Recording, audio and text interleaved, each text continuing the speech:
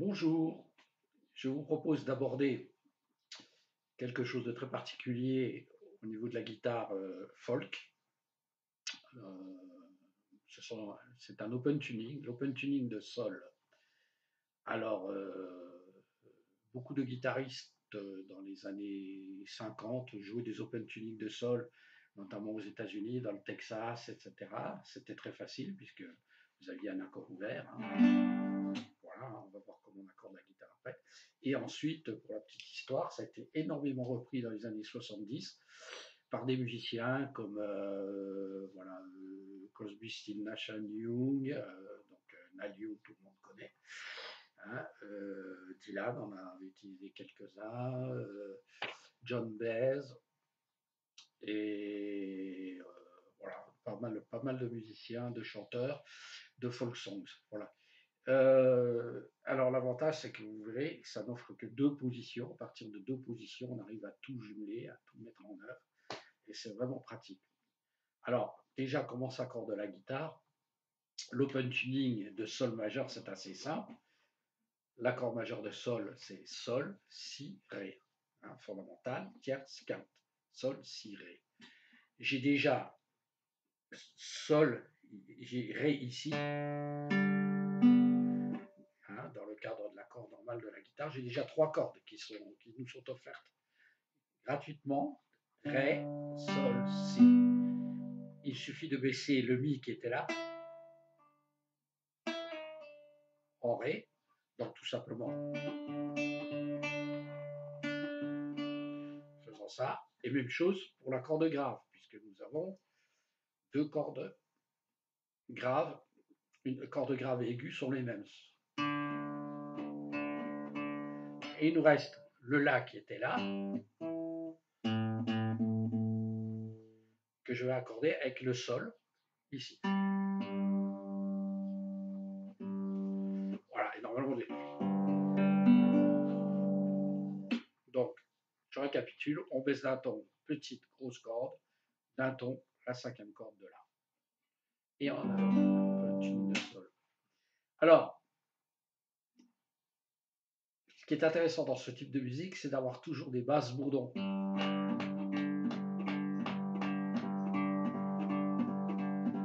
Vous voyez, voilà, qui se jouent sur le 1 et le 3 très souvent. Hein, on est dans la folk music. Là, j'ai une basse bourdon, c'est le sol et un ré ici. Voilà.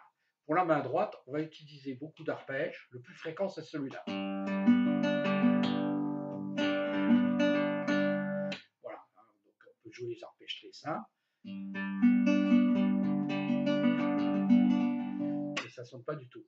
Ce qui est intéressant dans ce genre de formule musicale, c'est d'avoir toujours un premier temps sur une noire et après derrière les croches.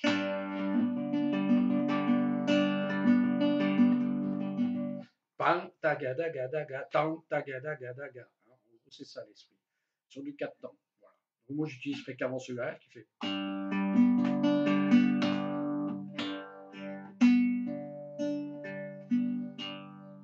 Et je double avec la petite corde mon arpège, mon premier temps.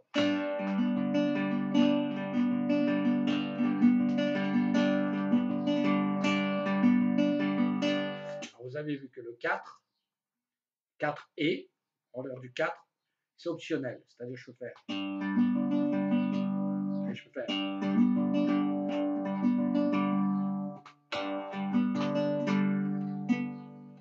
Celle-là, vous voyez.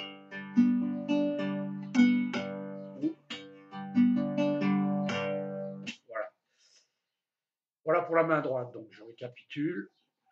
Très souvent, on va jouer près du chevalet pour avoir un son plus métallique. La guitare n'est pas très adaptée. L'idéal, ce serait d'avoir une guitare folk et non pas une guitare classique. Mais bon.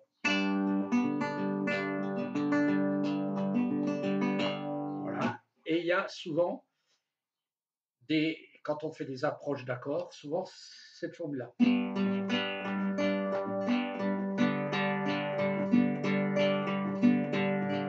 C'est-à-dire on double 1 et 2 et 3 et 4.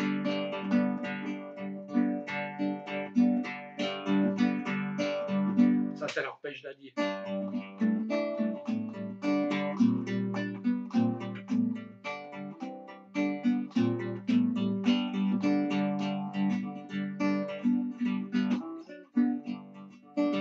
Voilà. Et là, vous êtes très proche de la musique country. Très proche. En fait, cet arpège de main droite vient du banjo. Voilà. C'est tout simplement l'arpège typique du banjo bluegrass. Voilà pour la main droite. Pour la main gauche, en fait, on aura deux positions.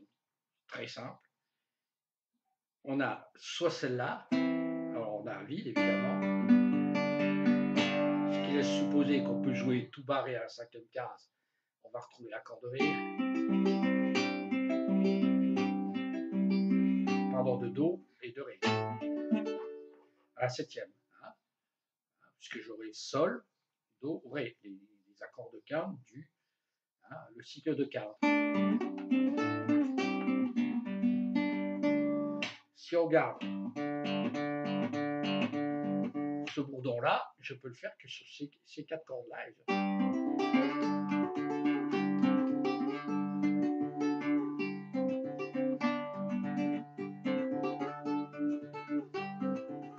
Et à la douzième.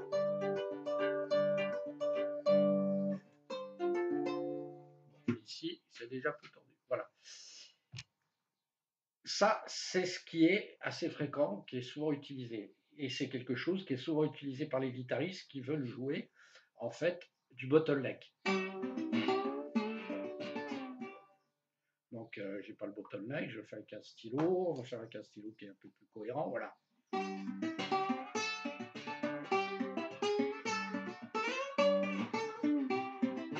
Voilà. C'est pas ma tasse de thé ni ma spécialité, mais en tout cas, voilà, pour ceux qui s'intéressent, dans quel esprit c'est joué. Voilà. Et en fait, on joue la même chose que du slide guitare. Hein. Voilà. Donc,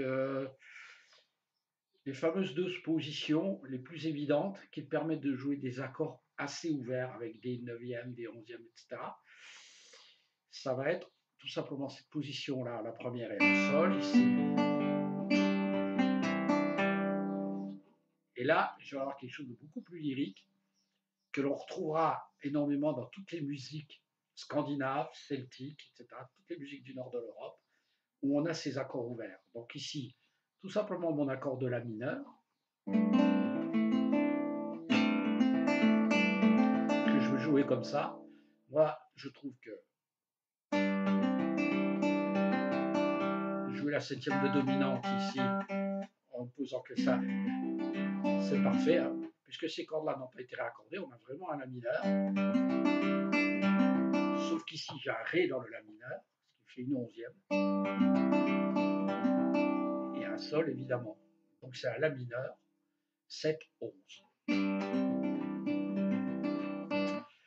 Et cette position peut être décalée de 2 cases pour faire le si mineur.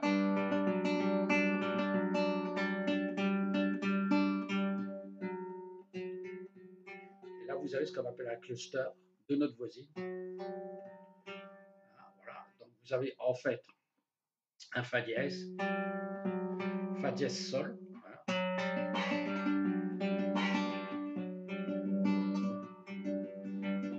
Donc en fait ici c'est un si mineur. Qu'on retrouve ici. Donc là il n'y a pas de problème pour ces 4 cordes. C'est un si mineur en base de sol. Hein, donc en fait un si mineur qui est ici. Hein.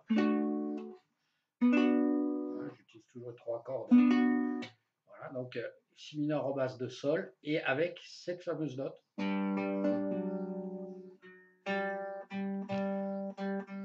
qui est un sol.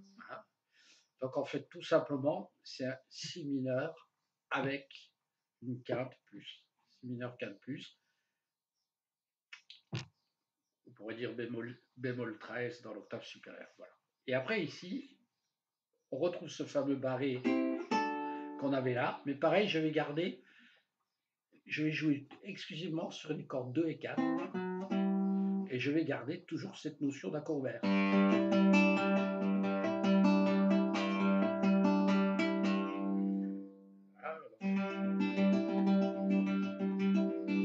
Donc c'est un Do, on avait dit que c'était un Do, un Do,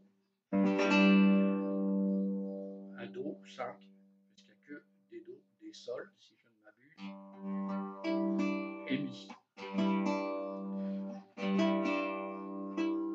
Là j'ai un Mi et un Ré, donc Do majeur 9 avec un Ré. Ici j'ai un Ré. Bon, je vous laisserai découvrir à quoi correspond. Ici je reprends, donc j'ai eu deux positions identiques. La première position que je retrouve là, qui va correspondre à Mi mineur, hein, c'est quand je fais un barré en accord normal, ça me fait ça. Donc je garde toujours que cordes 2 et 4. Donc c'est un Mi mineur avec un Ré dedans, donc un Mi mineur 7 tout simplement. Ici j'ai un Fa avec un Sol, donc un Fa 9. Et là l'octave. Voilà. Donc si je joue la cadence, ça me fait Sol, La mineur, Si mineur, Do, Ré, Mi mineur, Fa. Ok, voilà. En fait, on sait que dans nos accords, on a souvent des substitutions. C'est-à-dire que quand on joue un Do, on peut jouer un La mineur. Donc dans la gamme de Do, un La mineur, c'est l'accord qui est monté une tierce mineure en dessous. C'est-à-dire, en fait, La mineur, c'est La, Do, Mi. Et Do, c'est Do, Mi, Sol. Donc le Sol devient là. Mais c'est surtout, ce qui est surtout intéressant de voir, c'est que quand on fait des substitutions, tout simplement, on prend un accord où il n'y a qu'une note qui change. Et en fait, c'est très facile dans une gamme quelconque, une gamme majeure quelconque. Chaque accord étant un empilement de tierces, il suffit de partir de la tierce d'après et de reprendre la tierce en plus. La, Do, Mi, Sol, Mi, Sol, Si. La mineure peut être substituée par Do et inversement. Do peut être substitué par Mi mineur et inversement. Mi mineur peut être substitué par Sol septième et inversement, etc. Ce qui veut dire que là, eh bien, on peut travailler notre suite d'accords comme on travaille notre gamme par tierce. C'est-à-dire qu'on va, au lieu de faire 1, 2, 3, 4, 5, 6, 7, 1, je vais faire 1, 3, 2, 4.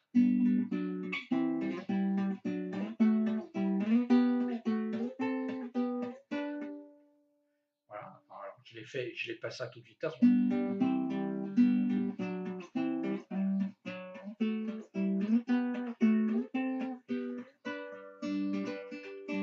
Si je le fais avec ça et en prenant mon temps, en faisant un arpège complet, vous voyez que c'est presque le même. Là aussi.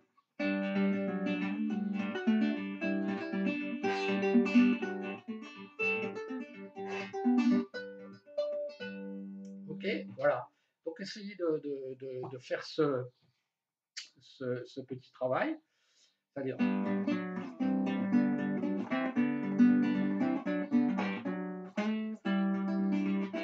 avant d'arriver sur un accord, je vais jouer la tierce et je reviens. Donc si je dois aller de là,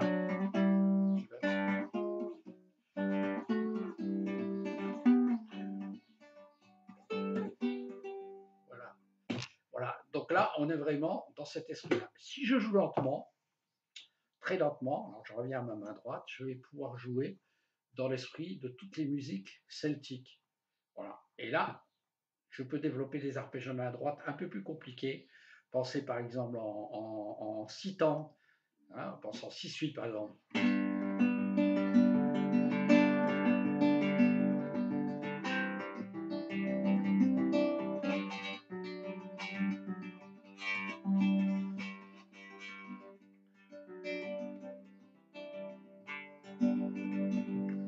Pensez 1, 2, 1, 2, 3, 4, 5, 6, 1, 2, 3, 4, 5, 6.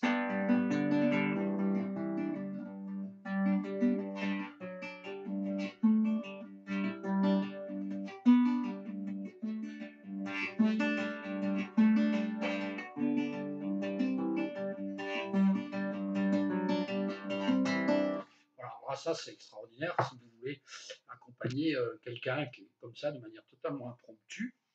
Quelqu'un qui vous dit je vais jouer un air en la mineur, un air très simple hein, en la mineur. Euh,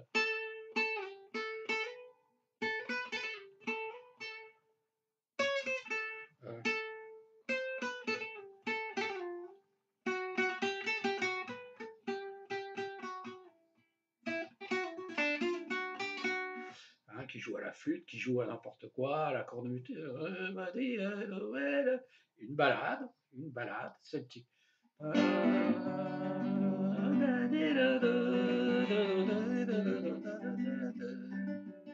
vous pouvez jouer n'importe quel accord à n'importe quel moment. Voilà, vous jouez un climat. Pour terminer, on a vu des positions sur les cordes 2 et 4. Évidemment, dans la mesure où ici j'ai un sol, un ré, pardon, et là aussi, ce qui est là est répercutable dessous. C'est-à-dire que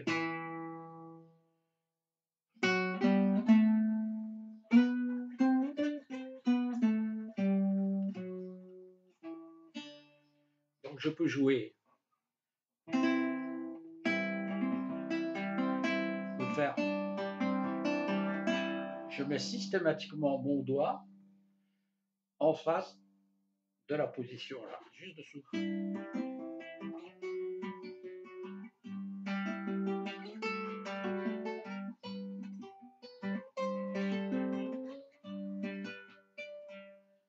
Je ne peux garder que ça si je veux.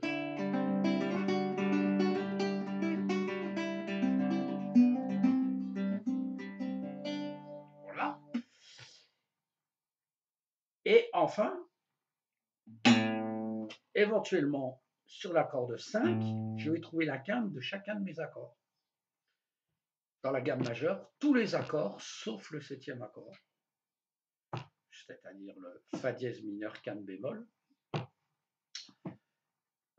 qui là n'est pas joué, donc pour le coup on est tranquille. Donc je peux jouer la quinte de chaque accord qui se trouve au-dessus.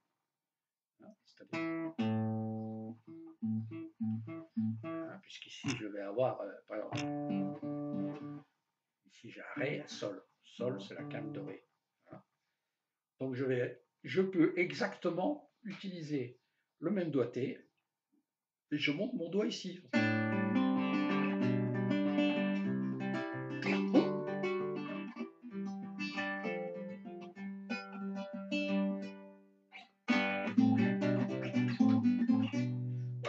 Ce doigté-là, on le reverra dans une prochaine vidéo que je vais vous montrer, qui est le Blackbird de Beatles. Les Beatles ont joué. John Lennon était un fan des open tuning, ce dont on s'en rend très peu compte, quoi. Mais voilà, il le jouait selon deux formules, en open tuning ou en doigté normal. Mais en open tuning, l'enregistrement original est vraiment en open tuning, absolument magnifique. Hein.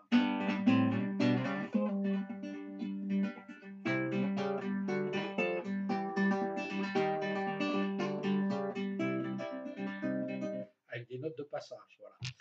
Donc ça aussi, vous pouvez, par exemple, tester des passages et notes de passage. Ça a l'envie et c'est à vous de le chercher. Voilà. Que dire d'autre sur ces open tuning Je crois que j'ai tout dit. Je réfléchis, je reviens vers. Oui, au niveau rythmique, effectivement. Après réflexion, je me rends compte qu'il y a quelque chose de très important joué dans toutes les musiques folk, ce sont toutes les liaisons. Donc, par exemple, quand vous êtes en bout de manche, il est important de jouer.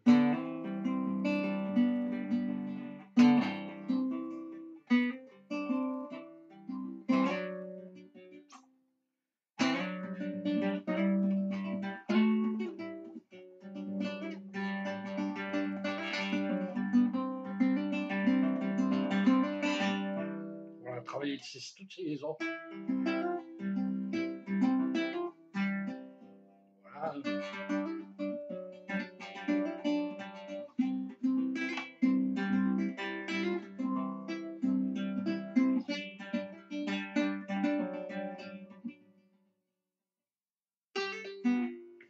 Vous pouvez jouer des thèmes très simples sur une seule corde avec plein de liaisons en gardant votre arpège.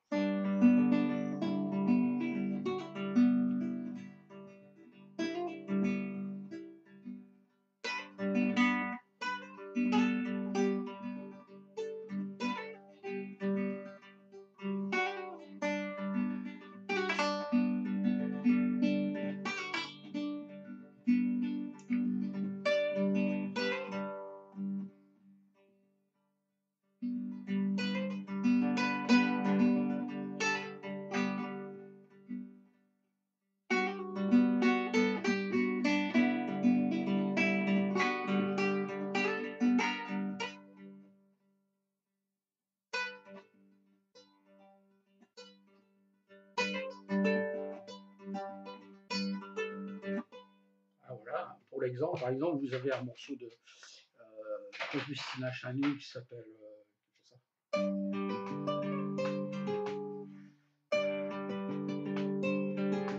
pardon,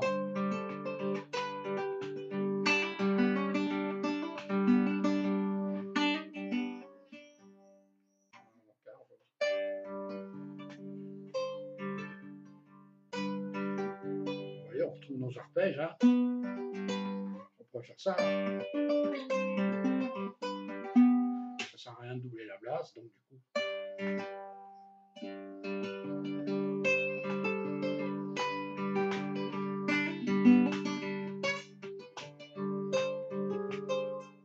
Pardon.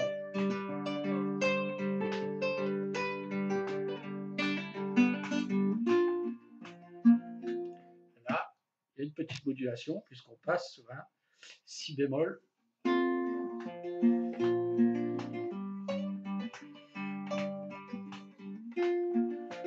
Do.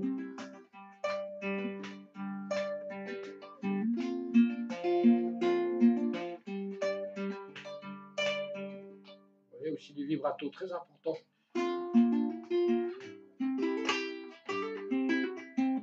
Voilà, tous ces trucs-là, vous pouvez travailler dedans. Voilà. Ben écoutez, je vous souhaite bon courage. J'ai développé plein de choses.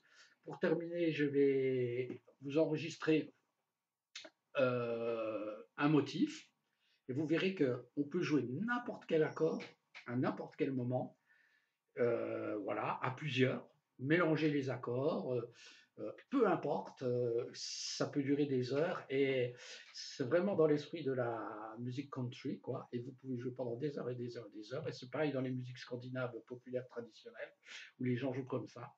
Et donc, on va voir qu'en enregistrant une partie dans une tonalité, une partie dans une autre, pardon, une partie en jouant une suite d'accords totalement erratique et quelqu'un qui vient rejouer par-dessus ou en même temps, hein, en recording, soit en simultané, ce qui est le cas dans le cadre de la pratique des musiques populaires, on joue en simultané, n'importe quel autre accord, ça sonnera toujours. Voilà. Alors à tout de suite, je prépare un enregistrement à la matière.